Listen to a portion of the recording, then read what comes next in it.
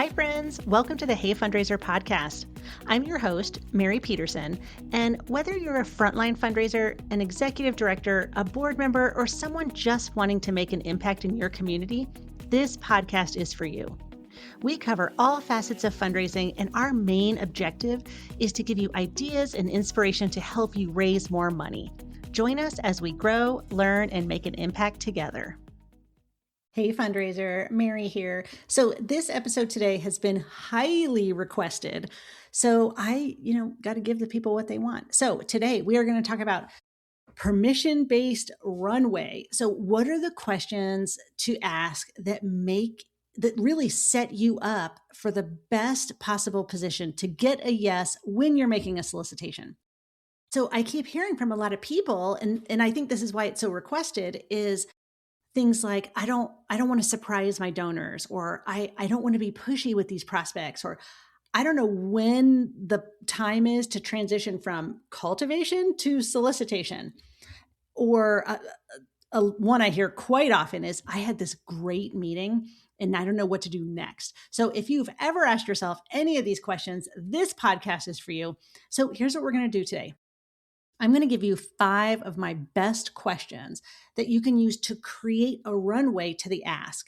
And this is so that your ask doesn't feel abrupt. It isn't awkward. It doesn't feel like you're jumping out from behind a bush with a proposal, like you've just been creeping in their yard. It feels like a very natural next step because it is. So the first thing we need to do is let's define permission-based fundraising. It is one of the most strategic things you can do. When I started implementing permission-based fundraising, I had more success in my career than I ever did in the past. So I am a huge fan. But what it means is that you and the donor or prospect agree to next steps out loud together so that you both understand what's next. Donor is never surprised. You have a plan. It just really keeps things moving forward. It is not pressure. It's not manipulation. It's not, closing tactics or like trying to force a yes. But what it is clarity, collaboration, and frankly, a guided process that respects the donor's agency. And permission-based fundraising is the antidote to the thing that makes most major gift asks feel terrible: ambiguity. Because if you don't have clarity, you end up doing one of two things. You either avoid the ask and stay in serial cultivation, or you spring to the ask and then feel like you just changed the whole relationship vibe. So the runway that I'm going to lay out for you today is going to solve all those things. Now, these 5 questions, they are designed to do something very specific. 1, it's going to surface what they care about. 2, it's going to define what impact means to them. 3rd, it's going to clarify their decision-making process so that you understand it. 4, it's going to introduce the money conversation very naturally. And I know a lot of people, money is a weighted word. It is so open to interpretation, and there's so much deep-seated psychological things happening when you say the word money. These questions are going to help you get through all that, and it's going to be very natural.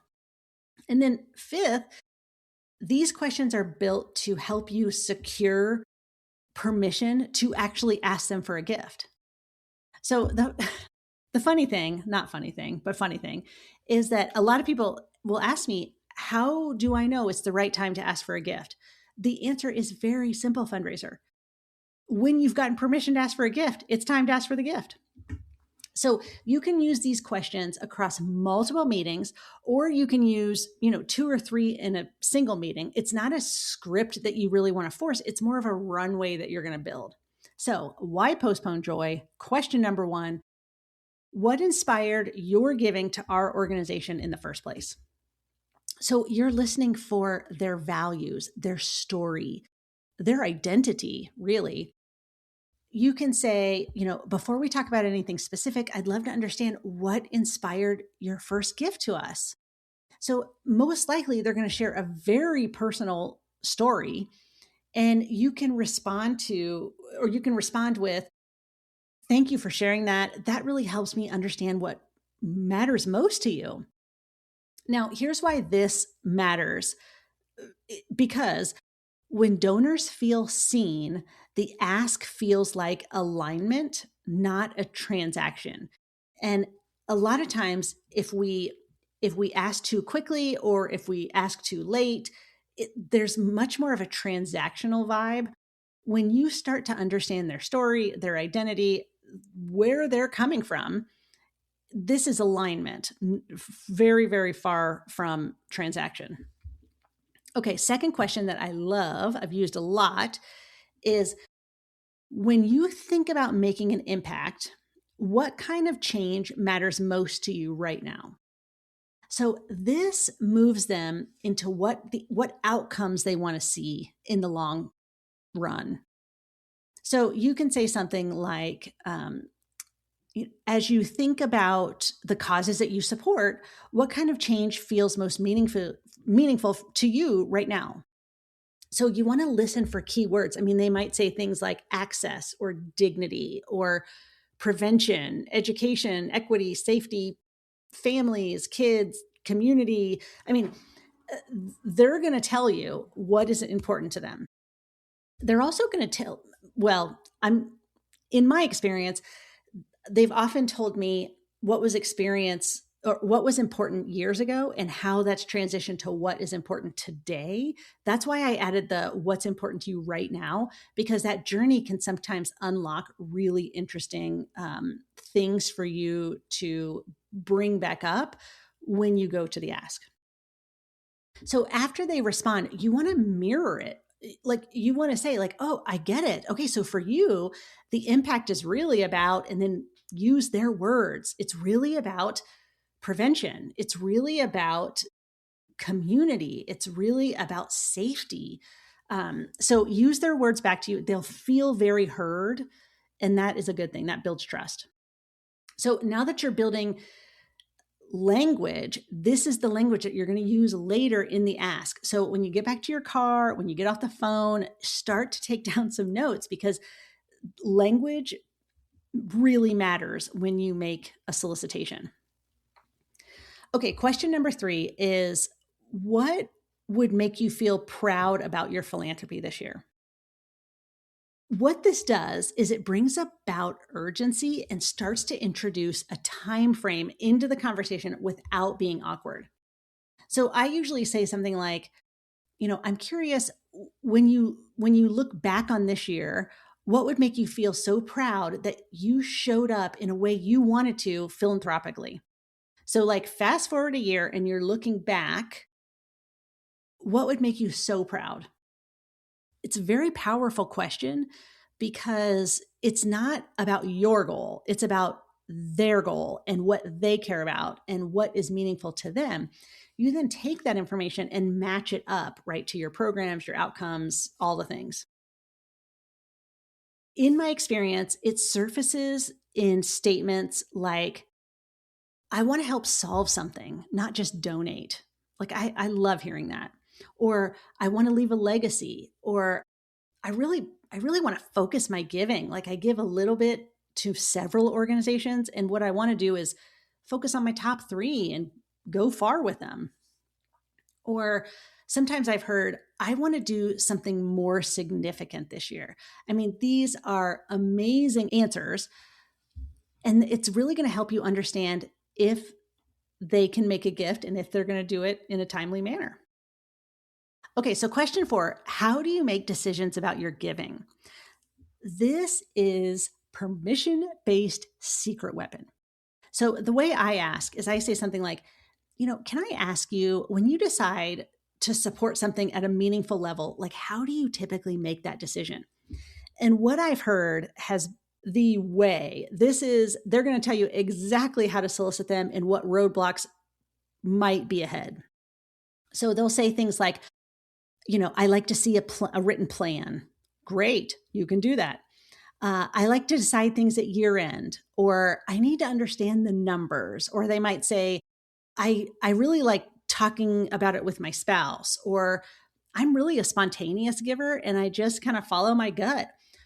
All of these answers are so useful because they are telling you how to guide the runway. And so when you respond with, that's so helpful, if we were to explore something meaningful here, I'd want to honor that decision process. So this really helps. That line builds so much trust in the relationship, you'll be shocked. Because people are like, wow, she cares about how I make decisions and she wants to honor that process. Okay, fifth question is, would you be open to looking at what an investment could do? So, this is where you very softly introduce the money conversation without jumping to a number.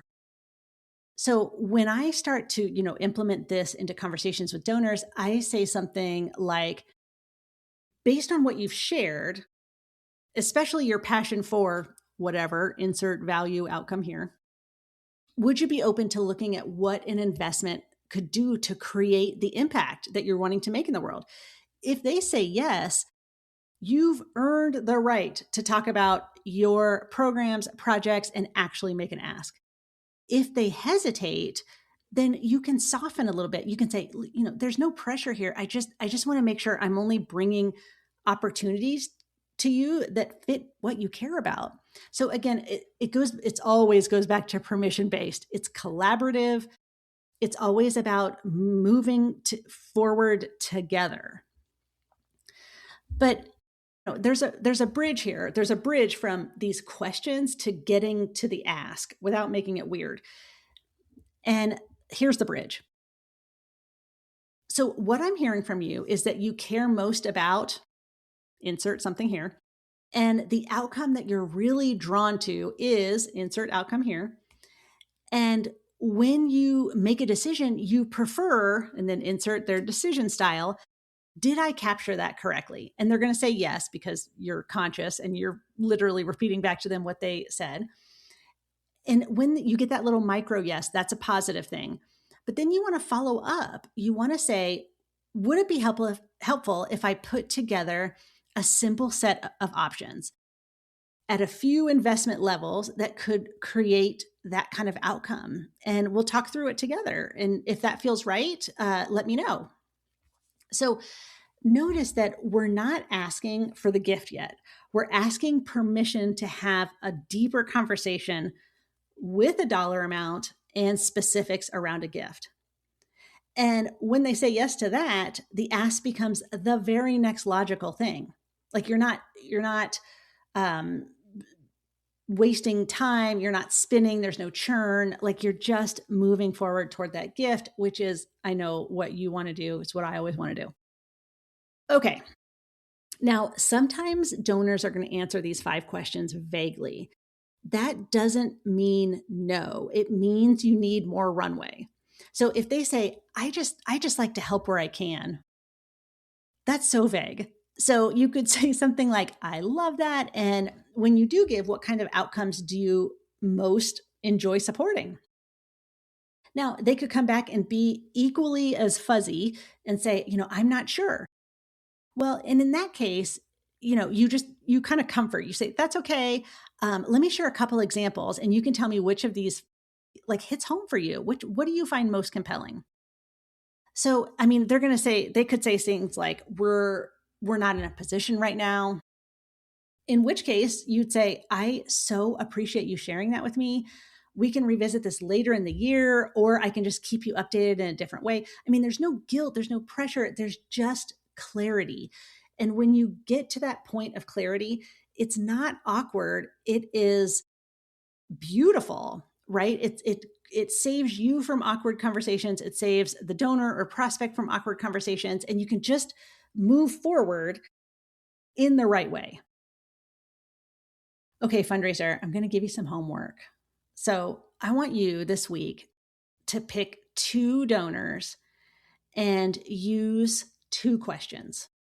I'm just going to pick 2, use question 4 and question 5. So 4 is, how do you make decisions about your giving? And question 5 was, would you be open to looking at what an investment could do? And practice this out loud, like literally say it out loud. I know this, people don't like role playing, and it can get awkward. I mean, you can do it while you're driving. You can record yourself on your phone. And you can delete the recording. That's never going to get posted anywhere or sent out to your entire contact list, which is what I usually worry about. But I just want you to practice this one line. I want to make sure, donor, that you're never surprised. So can we agree on the best next step together? That's it. That is it. So if you want this is one part of a method of fundraising that I use called the momentum method. So if you are interested in learning more, there is a link below to a free webinar that you can tune into. And also just know, asking for a gift is not an easy thing to do. And it took me 25 years to figure out that there are 12 ways that I ask for gifts, depending on who's sitting across the table from me. And I wrote all those in a book. So if you are interested in the book, I will also link that below, because that gives you actual verbiage so you can match your ask to the personality, the values, the being that is across the table from you. Okay, fundraiser, runway before you make an ask. Permission before pressure. Okay, fundraiser, I'll see you next time. Hey, fundraiser, thanks so much for being here today. Did you know that we create a special page for each episode that contains helpful links, episode highlights, standout quotes, and freebies? Check it out in today's podcast description. If you loved what you heard today, would you kindly give us a rating and review? It really helps other fundraising professionals find our Hey Fundraiser community. I'm Mary Petersen, and thank you for listening.